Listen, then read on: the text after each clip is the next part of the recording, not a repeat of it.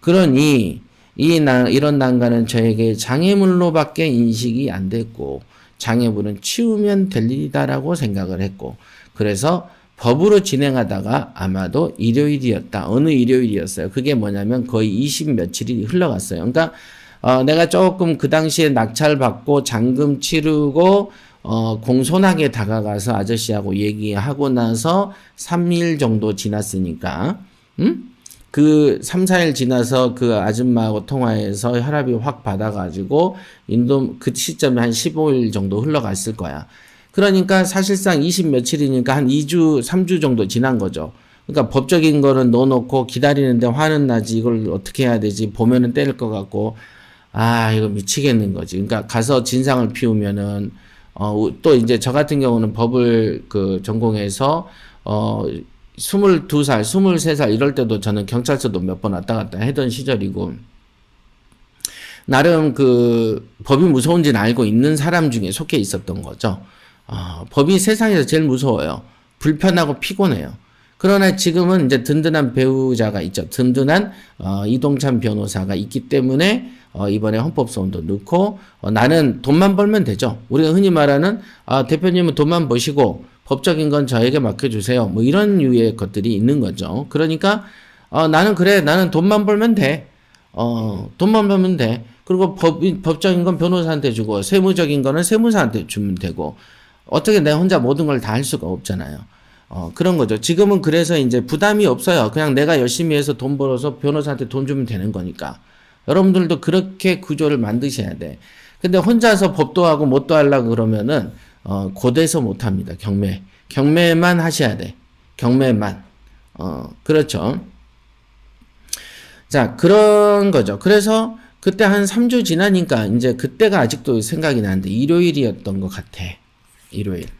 그래가지고 어느 날 있는데 잠을 자는데 잠이 안 오는 거야. 9시, 10시에 누웠는데 이렇게 딱 누웠는데 잠이 안 와.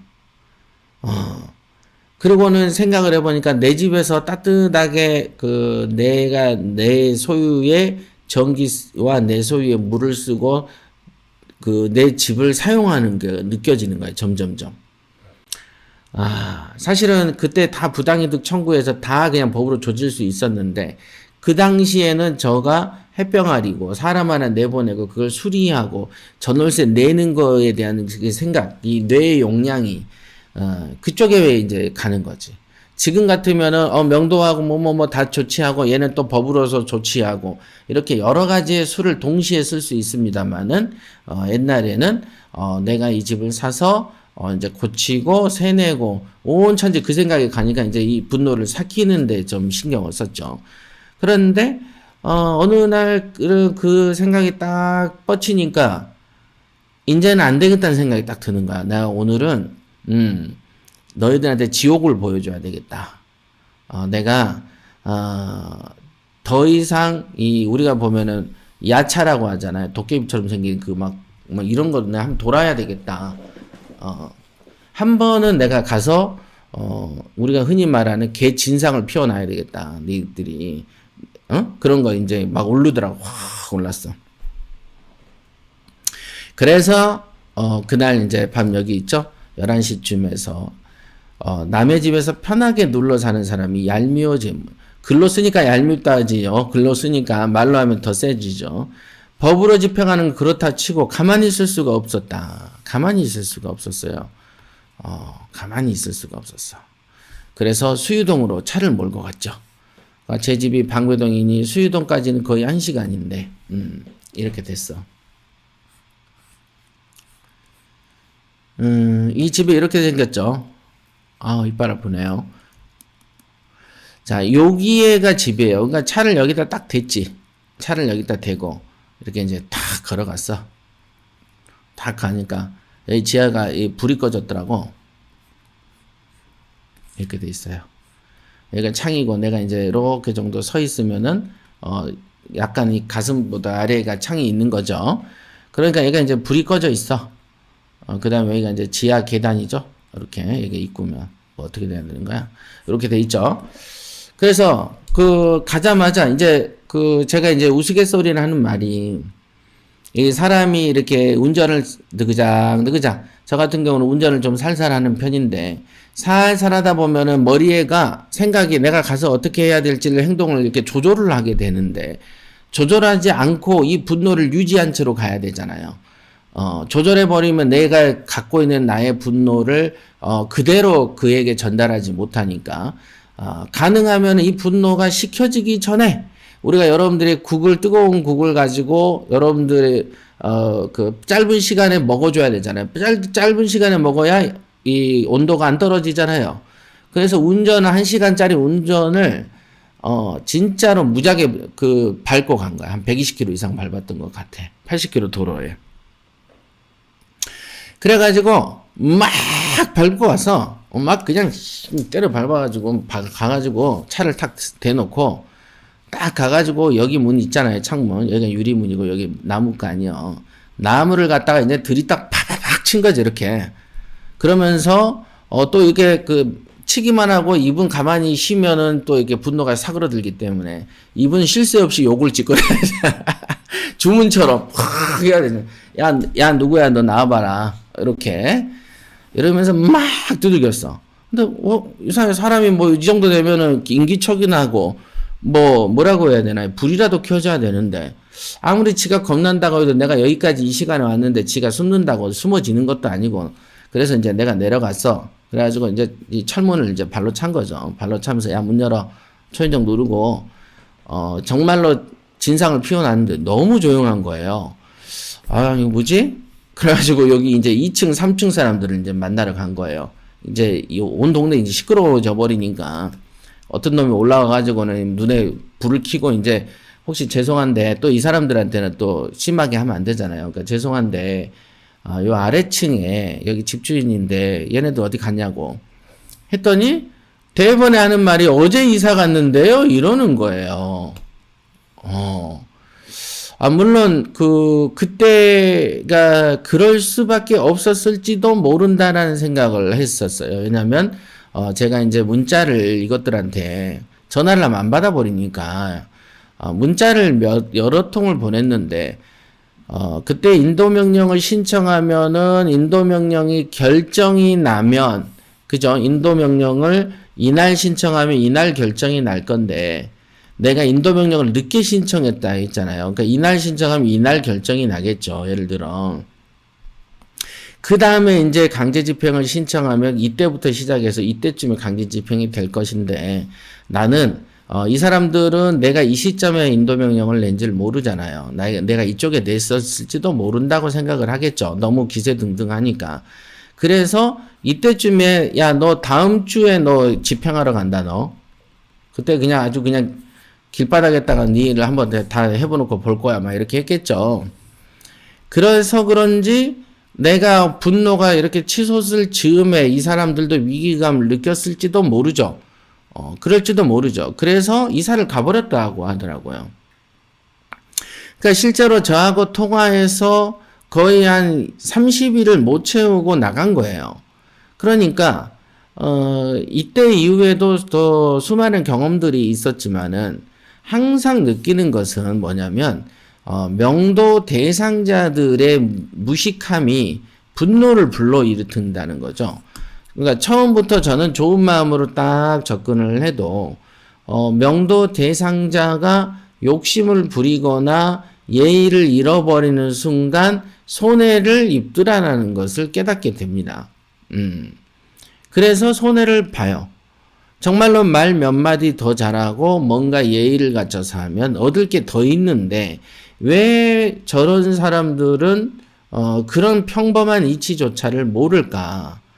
남을 우대해주면 얻을 것이 있는데 나는 그냥 자기들을 생각해서 좋은 얘기를 하고 회의해서 저하고 한번 일자를 잡아서 주세요라고 얘기했는데 첫 번째 통화에서 300 앉으면 안 나가요. 이런 어떤 말도 안 되는 정말 맥락 없는 말을 해버리니까 오늘날에 감정 대립이 생기고, 단돈 50이라도 챙길 수 있는데, 개 쫓기듯이 쫓겨나서 도망을 가버리는 거니까, 그죠? 그러면 도대체 이 사람들에게 남는 이득은 뭐죠? 그러니까 우리가 어떤 행위를 할 때는 이익이 있고 손해를 따져본 다음에 이렇게 하잖아요.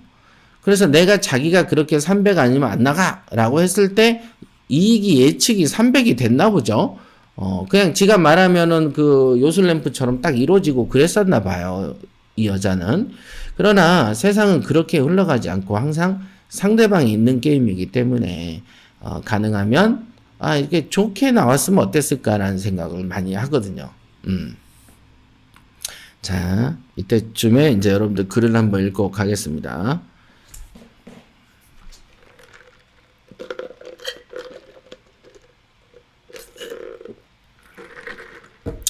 자, 영화 타짜가 생각납니다. 주인공 고니가 어떻게 이렇게 띄어쓰기를 안 하고 쓸 수 있을까? 이런 것도 장인정신이구나. 그치? 평경장에게 기술을 가르쳐 달라고 계속 졸랐더니 너 저치한테 맞을 수 있어? 그러니까 고니가 왜 그래야 되나요? 했더니 평경장이 그러죠. 타짜의 첫 자세가 야수성, 즉 남자로서 그런 배포가 있어야 누굴 만나도 기죽지 않고 자기 할 말을 하는 것 같아요. 맞아요. 그러니까 그 요즘에 그 제가 이제 처음에 이제 지금 얘기 들어보면 명도가 참 무섭죠. 여자들 같은 여기 이제 방송 들으시는 여자들 같은 경우는 야 이거 그렇게 해야지 명도야.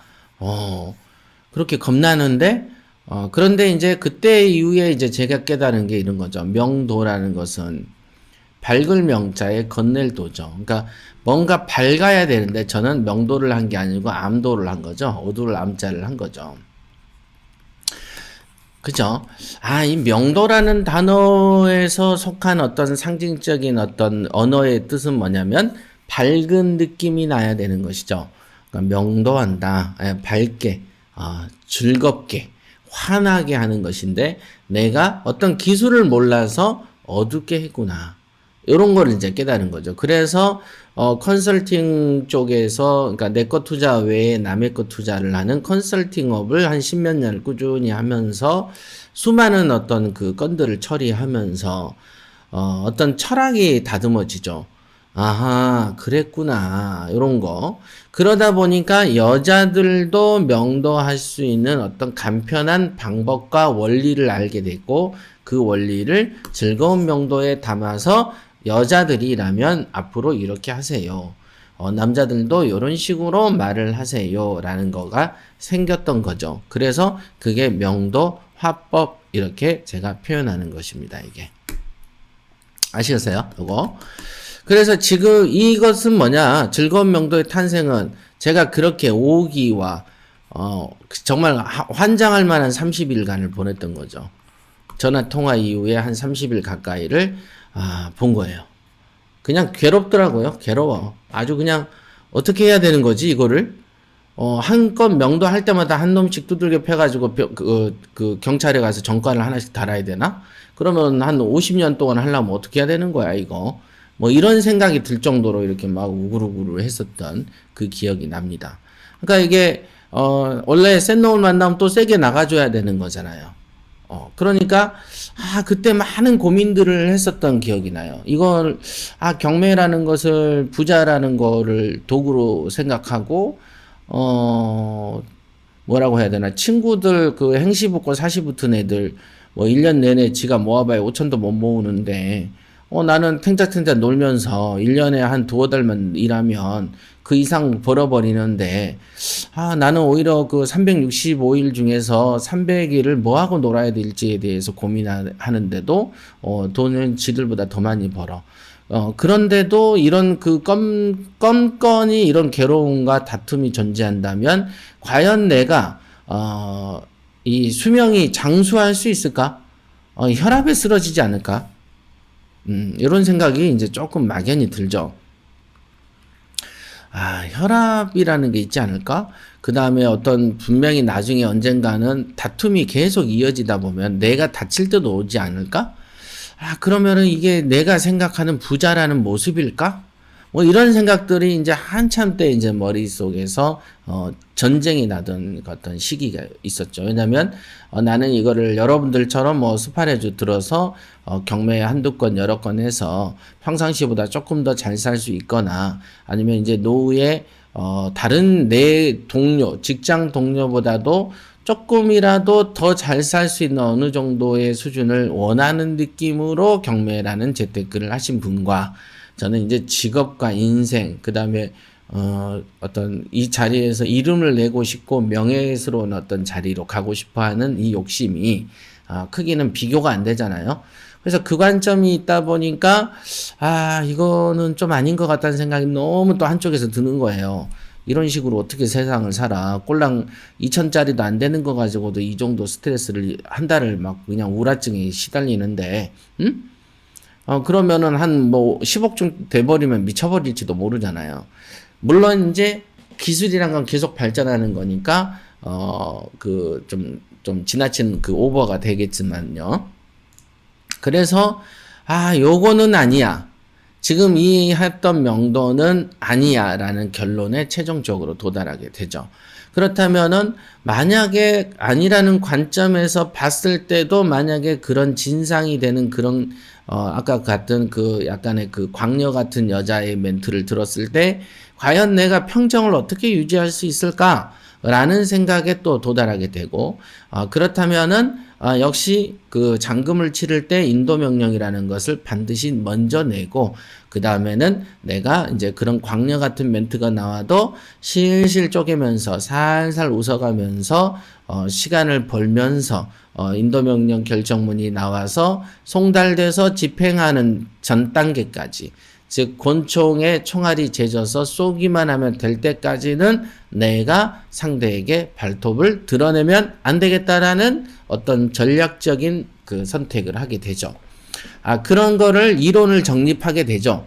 그리고 어차피 그 세상을 살다 보면은 정상인도 만날 수 있겠지만 또라이들을 더 많잖아요.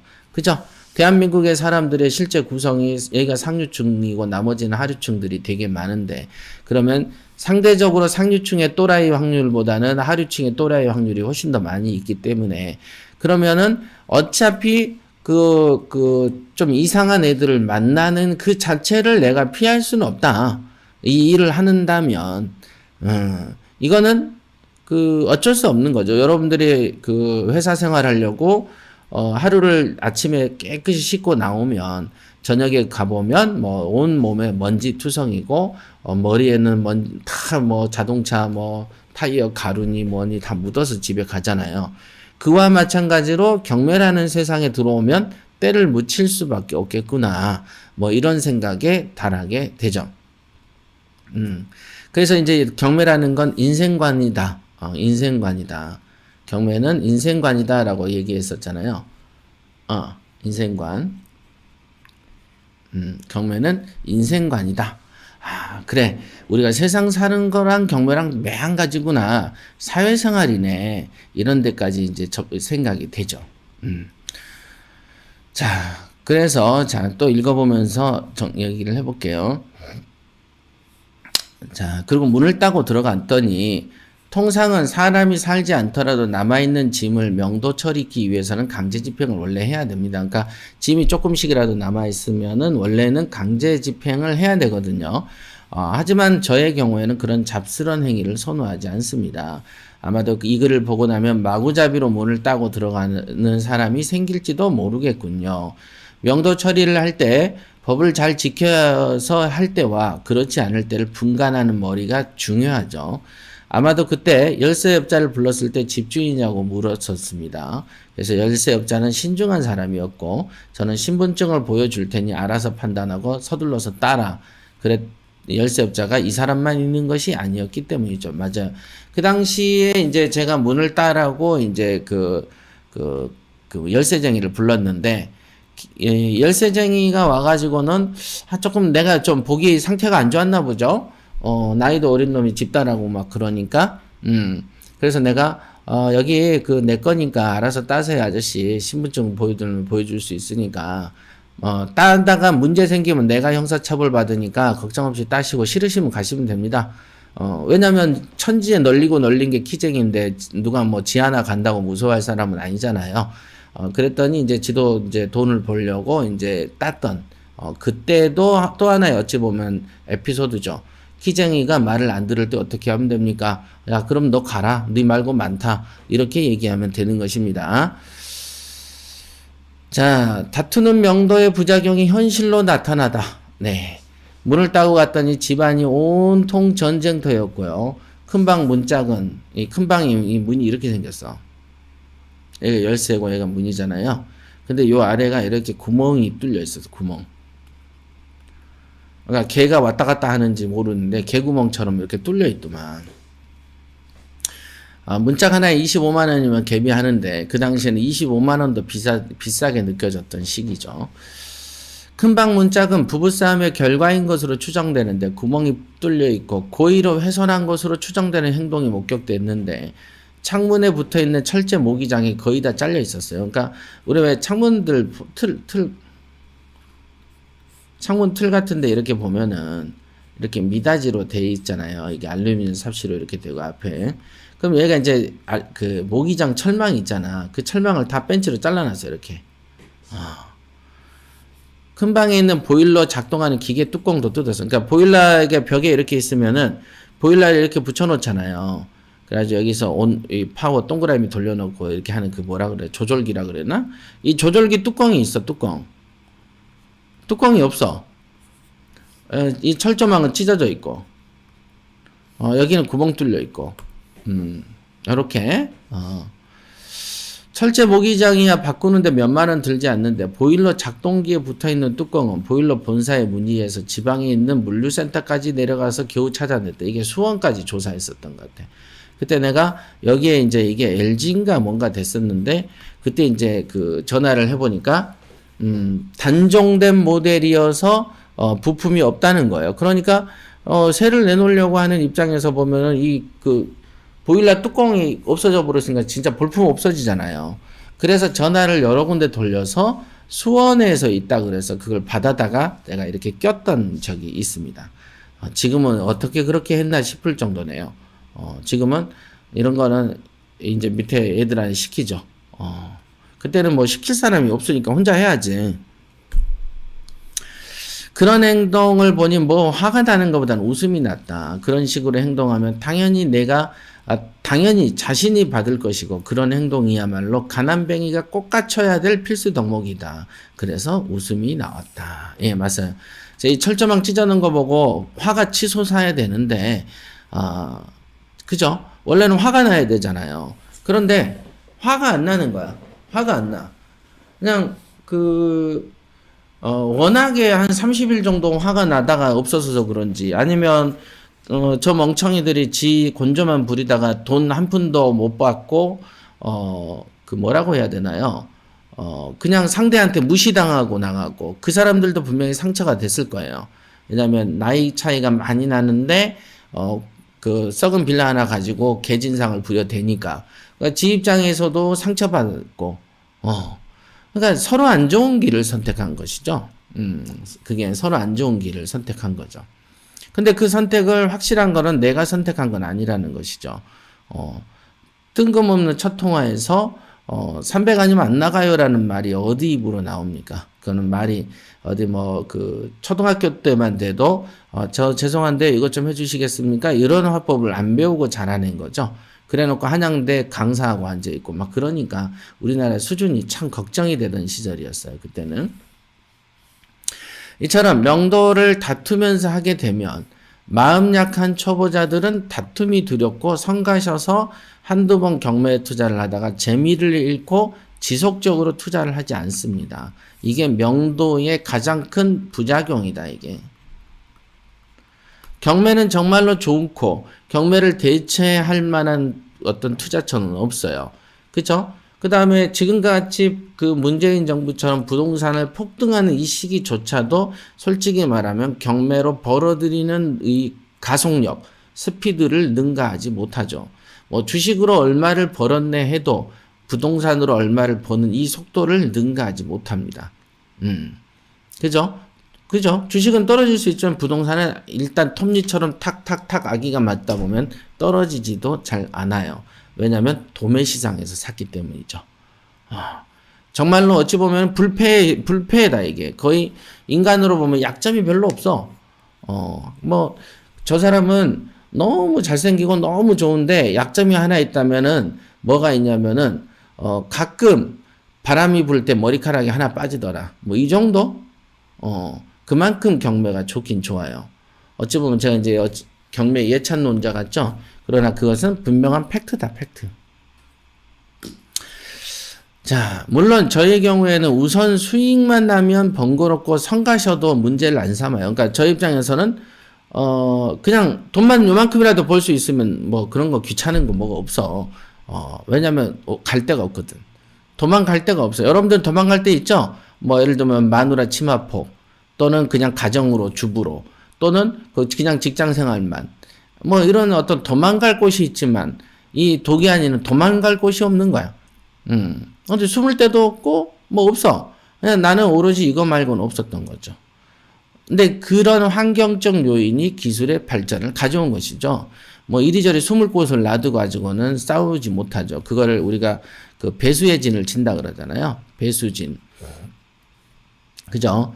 적군하고 싸울 때 얘가 강이면 포진을 여기다가 하죠. 통상. 그러면 이제 이쪽에서 전쟁을 하면은 얘가 뒤에 가면 강에 빠져 죽으니까 죽으나서는 앞으로만 싸우러 가는 거죠. 이걸 배수진이라고 합니다. 그래서 이제 물론 배수진은 내가 병력이 대등할 때나 배수진이 되지 극소수면은 위치도 열악한데 몰살당하는 진이 배수진이죠. 그래서 배수진은 함부로 치면 안 됩니다. 그래서 이제 조선시대 때 임진왜란 때 그 신율인가? 이게 그 신율인가 맞나요? 뭐 있는데 어떤 장군이가 응?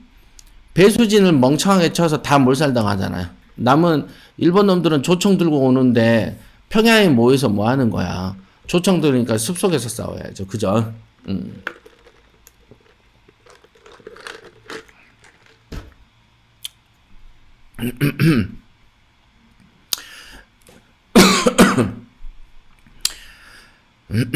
하지만 무대뽀로 다투거나 불편한 마음을 가진 채로 명도를 진행하는 것보다는 보다 합리적이고 체계적인 원칙을 가지고 명도하는 것이 중요하더라. 이거를 그때 느낀 거예요. 느낌. 독후감 같은 거죠, 독후감. 제가 이때 배운 것은 명도에는 특별한 원리가 필요하다는 거였어요. 그러니까 막무가내 전략은 안 된다.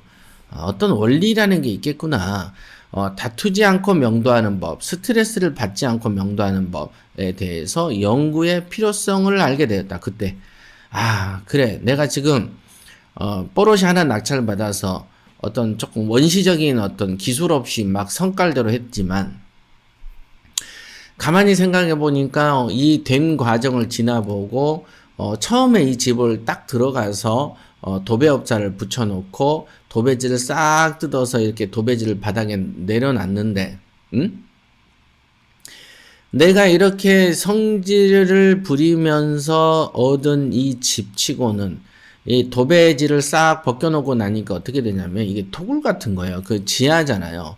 그런데다가 옆에 이제 그 세멘트 그 색깔이 다 드러나잖아요. 도배지를 벗기니까.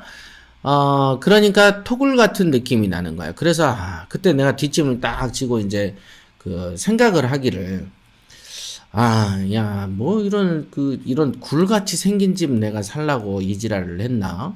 뭐 이런 생각이 이제 드는 거죠. 그래서, 이건 뭔가 이 알 수 없는 기분 있죠. 뭔가, 내가 처음 사서 인테리어를 시작한다는 어떤 그 묘한 느낌, 처음으로 등기부에 도기한이라고 찍히는 거, 또 참 묘한 느낌 중에 하나죠. 태어나서 재산이란 건 한 개도 없어 봤는데, 물론 이제 자동차도 알바해가지고 옛날에 샀었어요. 저는 92년도 그 운전면허증이거든요.